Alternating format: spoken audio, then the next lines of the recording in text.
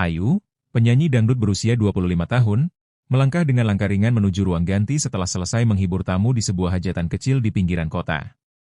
Tubuhnya ramping dan tinggi, kulitnya sawo matang halus yang selalu memancarkan aura hangat. Rambut hitam panjangnya tergerai lembut, dan matanya yang besar penuh semangat tak pernah lepas dari senyum manisnya saat bernyanyi. Namun di balik pesona itu, Ayu menyimpan ketegaran seorang perempuan mandiri yang selama ini berjuang sendiri demi hidup lebih baik.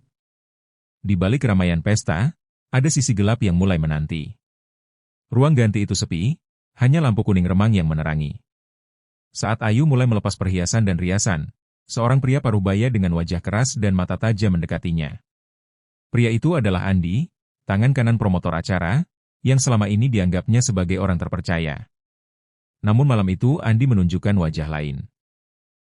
Dengan suara serak dan nada memerintah, Andi berkata, "Ayo, ikut aku sebentar, ada yang harus dibicarakan." Ayu ragu, tapi enggan menimbulkan keributan. Ia menuruti langkah pria itu yang menarik lengannya sedikit kasar.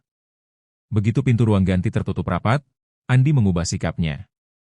"Kamu tahu kan, kalau karirmu bisa lebih cepat naik kalau kamu ikut aku malam ini," katanya sambil mendekat, bahu Ayu terjepit di dinding. Ayu berusaha menolak dengan sopan, "Tolong, saya tidak mau." "Tutup mulut." Andi membentak dengan kasar. Tangannya mencengkeram lengan Ayu erat, ada nada ancaman di balik kata-katanya. "Kamu gak bakal dapat apa-apa kalau nggak nurut." Rasa takut dan jijik menyelimuti Ayu. Ciumannya kasar. Napasnya mulai tersengal, hati berdebar. Ia merasakan tubuhnya dipaksa, tidak ada jalan keluar. Namun saat tangan Andi mulai meraba, suara langkah cepat terdengar dari pintu masuk. Gilang, teknisi panggung yang sedang memeriksa peralatan, tanpa sengaja melewati lorong itu dan menangkap situasi mencurigakan.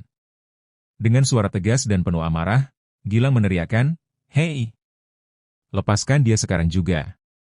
Andi ragu, melepaskan cengkeramannya dengan kasar dan mundur. Ayu langsung terduduk, tangan gemetar, mata berkaca-kaca menahan air mata. Gilang segera membantunya berdiri. Ayu mengangguk lemah, suara serak, "Terima kasih, gue takut." "Lo yakin gak apa-apa?" "Yu," suara Gilang pelan, tapi matanya gak bisa nyembunyiin kekesalan. Ayu masih duduk di ujung panggung, pakaiannya udah diganti tapi rambutnya masih awut-awutan, keringat dingin nempel, dan tangan gemetaran. Dia cuma geleng pelan, gak jawab langsung. "Gue udah bilang jangan balik ke ruang ganti sendirian," lanjut Gilang sambil nyalain rokok. Udah kerasa dari awal si Andi itu brengsek. Ayu masih diam. Matanya sembunyi di balik poni. Akhirnya dia buka mulut pelan, nyaris bisikan, "Kalau gue lapor, bisa-bisa malah gue yang disalahin." Gilang nyengir miris. "Tuh orang nyaris ngerusak lo, Yu. Masa lo diam aja? Lo pikir gampang?" Nada Ayu naik. "Lo cowok, Lang. Gak segampang itu buat cewek. Gue kerja dari pagi sampai malam, nyanyi di hajatan, di tenda, di lapangan becek. Kalau sampai keluar masalah, gue dipecat. Gak bisa bantu emak di kampung." Gilang ngehembus asap rokok, matanya mandang jauh ke depan. "Ya lo mau gitu aja? Dia bebas-bebas aja? Entar lo pikir, dia bakal berhenti? Besok ada lagi, cewek lain." Ayu nutup wajahnya. "Gue takut. Gila aja tadi dia kunci pintu. Dia tarik dress gue, tangan dia, suaranya pecah." Gilang akhirnya duduk di sebelahnya, ngasih sebotol air mineral. "Gue gak maksa lo lapor. Tapi lo gak sendiri. Gue lihat semua. Kalau lo butuh saksi, gue ngomong. Lo tinggal bilang." Suasana jadi sepi. Yang kedengeran cuma suara orang bongkar tenda di belakang, denting logam sama suara motor lewat jauh. Beberapa menit kemudian Ayu bisik pelan, "Gue pengen ngeludah ke muka dia." Gilang ketawa kecil, "Gue pengen nendang selangkangannya tadi. Tapi lo duluan narik tangan gue, nyuruh gue jangan ribut." Gue panik, "Lang, gue cuman pengen keluar dari situ. Gak pengen bikin ribut." "Malu juga?" Gilang ngecek jam. "Udah jam 2. Gue antar lo pulang, yuk." "Jangan, tetangga kos bawel. Gue numpang aja di rumah Bude. Kalau tahu gue balik bareng cowok jam segini, bisa rame." "Ya terus gimana?" Ayu ngelirik, ragu-ragu. Gue numpang duduk di warung depan sampai subuh. Sering juga sih gitu. Ada ibu warung baik. Gilang berdiri. Enggak lah.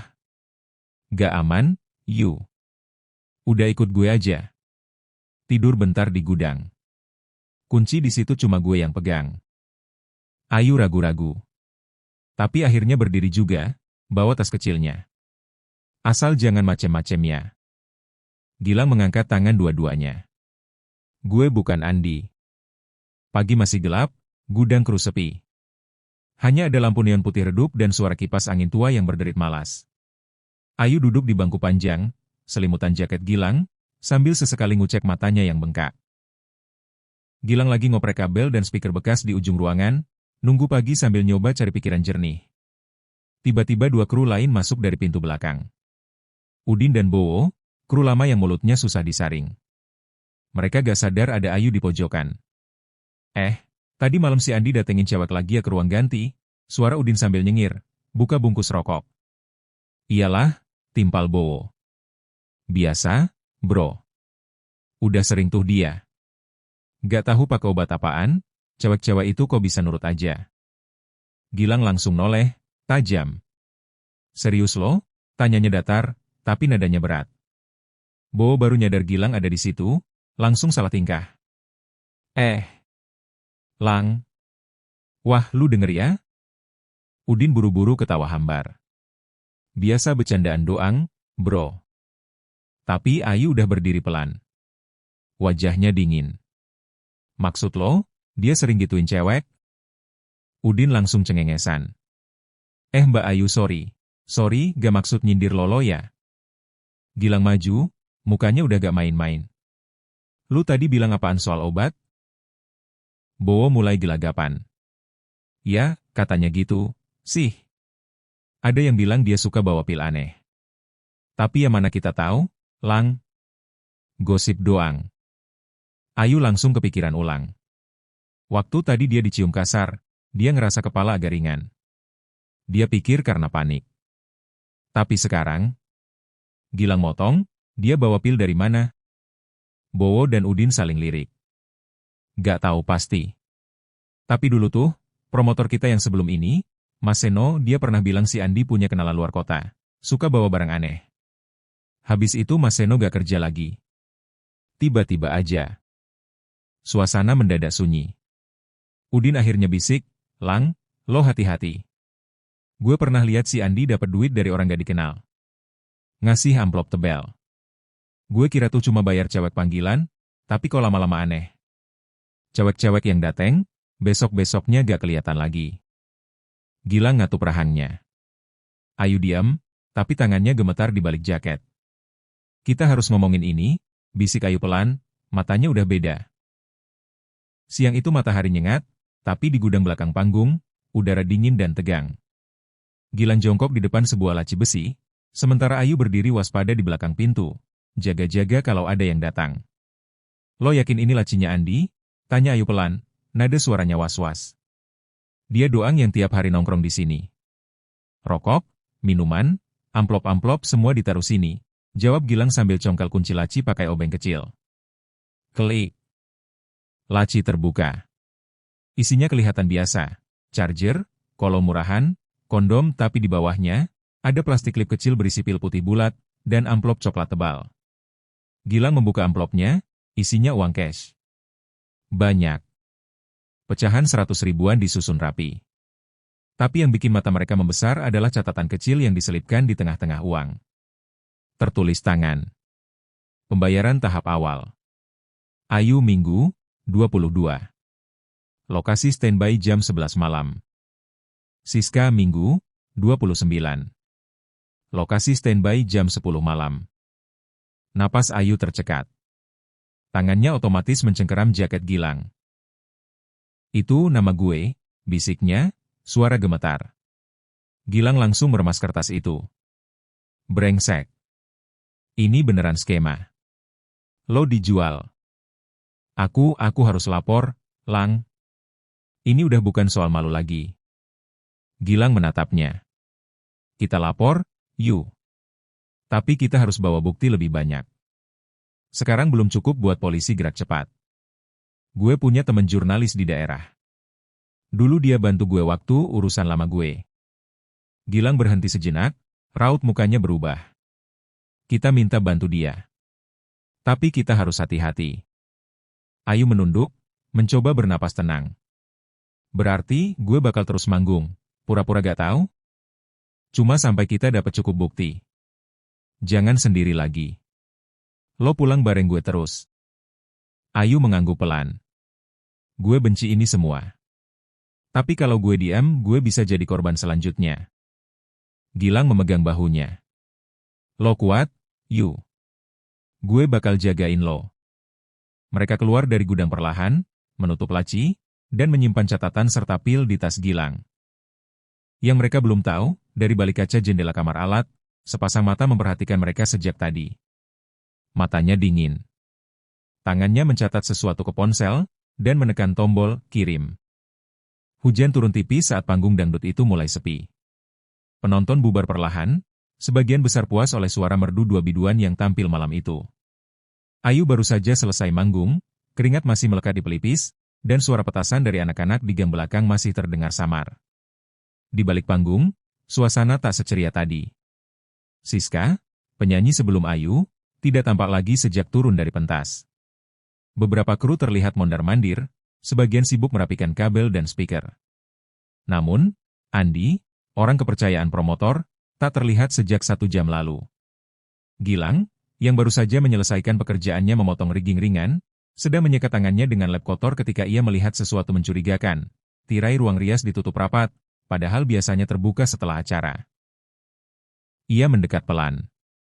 Tak ada suara dari dalam, hanya dengusan berat dan suara tumpul seperti tubuh terhempas ke permukaan keras. Wajah Gilang mengeras. Dia menajamkan telinga. Sesuatu tidak beres. Ia berpura-pura lewat, menoleh sejenak dan sempat menangkap bayangan tubuh. Satu berdiri, satunya rebah setengah telanjang di kursi make-up. Wajah Siska terlihat dari celah tirai, matanya setengah tertutup, tak sepenuhnya sadar. Pakaian panggungnya tersingkap, dan tangan kasar seorang pria tengah menahannya agar tak bergerak. Gilang mengepalkan tangan. Dadanya sesak. Ia tahu tak bisa bertindak gegabah. Di lokasi seperti ini, orang yang salah bicara bisa menghilang dalam semalam. Dengan cekatan, ia mengangkat ponsel dari saku belakang dan memotret dari celah sempit. Sekali. 2 kali. Lalu mundur cepat ke arah luar. Beberapa menit kemudian, 2 kru lain, orang-orang yang Gilang kenal sebagai sopir lapangan dan tenaga angkut, muncul membawa Siska yang sudah lemas. Kepalanya terkulai. Mereka menggiringnya ke arah belakang mobil box, seolah-olah hanya memindahkan perlengkapan. Tak ada yang peduli. Tak ada yang bertanya. Semuanya diam. Gilang berdiri di sisi panggung, bersembunyi di balik tirai hitam. Hatinya berdebar. Malam ini, dia menyaksikan sendiri bagaimana perempuan yang tadi menghibur ratusan orang dibungkam dalam gelap, lalu digiring ke tempat entah. Gilang menatap layar ponselnya. Foto itu cukup kabur, tapi jelas. Itu Andi. Dan itu Siska. Ia harus hati-hati. Satu langkah salah, bukan cuma dia, Ayu juga bisa jadi korban berikutnya. Ayu dan Gilang duduk di warung kecil dekat panggung. Suasana tegang masih menggantung berat. Gilang menatap Ayu, suaranya rendah. Aku gak bohong, Neng. Beneran itu si Siska diserang Andi. Ayu menghela napas panjang, matanya berkaca-kaca. Gue takut, Gilang. Gue gak mau kehilangan kerjaan ini. Apalagi kalau mereka sampai tahu kalau gue tahu. Gue rasa bos harus tahu kejahatan mereka. Gilang mengangguk pelan. Sebenarnya, gue punya ide. Pagi itu, Ayu putuskan buat datang ke kantor bosnya, nyoba cari keberanian untuk lapor. Ruangan itu gelap dan sunyi. Tiba-tiba pintu ditutup paksa dari belakang, dan beberapa pria muncul dari bayang-bayang. Mau kemana lo, kecil? Suara kasar dari bosnya sendiri. Ayu berusaha lari, tapi tangan-tangan banyak lelaki menjepit tubuhnya. Lo kira bisa bebas dari kita? Kita tahu lo sama Gilang mulai nyari-nyari jejak.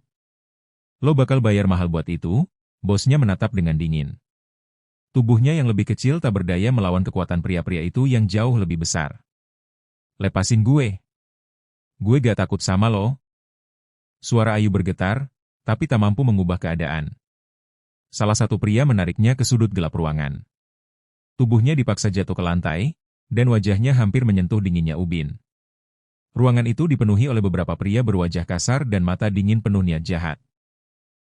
Kulit mereka kusam, bekas jerawat dan luka kecil menghiasi beberapa wajah yang sulit dipercaya bisa punya hati nurani. Mereka bergerombol, tertawa rendah sambil melirik Ayu dengan pandangan penuh nafsu. Andi itu emang beruntung, bisa nikmatin cewek seksi kayak Siska. Salah satu pria berbisik dengan nada serakah, sambil mengepalkan tangannya seperti membayangkan sesuatu yang kotor. Seorang lainnya menimpali sambil menyeringai, "Ayo, jangan mau kalah, enaknya kita nikmatin dulu perek sebelum dijual. Mana tahu rezeki nomplok, ya gak?" Mereka saling lempar canda kotor, tanpa sedikit pun rasa hormat pada perempuan yang tengah dalam keadaan tak berdaya. Ayu berusaha berontak, tapi tangan mereka cepat menjepitnya. Salah satu pria memaksa kedua bibir mereka untuk bertemu. Ayu berusaha memberontak saat tangan-tangan kasar merangkulnya dari segala arah. Tubuhnya yang lebih kecil tak berdaya melawan kekuatan pria-pria itu yang jauh lebih besar. Obat yang ditransfer lewat ciuman tadi mulai bereaksi, membuat kepala Ayu terasa berat dan pandangannya kabur. Dia berusaha fokus, menahan rasa pusing dan lemas yang menyerang. Tapi otot-ototnya semakin tak bisa digerakkan. Tangisnya tercekik di tenggorokan. "Enaknya nikmatin dulu perek sebelum dijual, gitu gak sih, bro?" Suara salah satu pria bernada serak dan penuh hinaan. "Beneran? Cewek seksi kayak lo? Sayang banget kalau cuma dilewatin doang," ejek pria lain sambil tertawa serak, tangan mereka sudah mulai meraba-raba Ayu. Ayu berusaha melawan, tapi tubuhnya lemah dan ketakutan. "Tolong jangan," suaranya pecah, tapi tak cukup kuat untuk melawan mereka. Dari kejauhan, dia mendengar suara tertawa kasar dan bisik-bisik jahat yang membuat bulu kuduknya merinding. Dia tahu, ini bukan cuma soal kekerasan fisik. Mereka berencana menjualnya seperti barang. Tiba-tiba, pintu ruangan itu pecah terbuka. Gilang masuk terburu-buru bersama beberapa pria berbaju polisi. "Berhenti.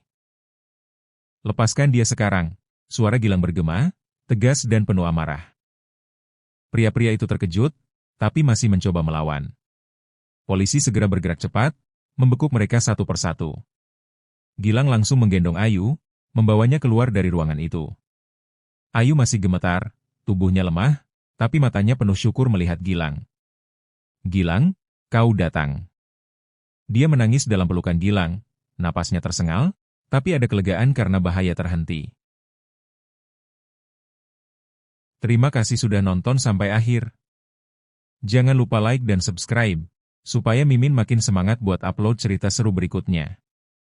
Kalau kamu punya pengalaman menarik, silahkan cerita juga di kolom komentar, siapa tahu bisa jadi inspirasi cerita berikutnya.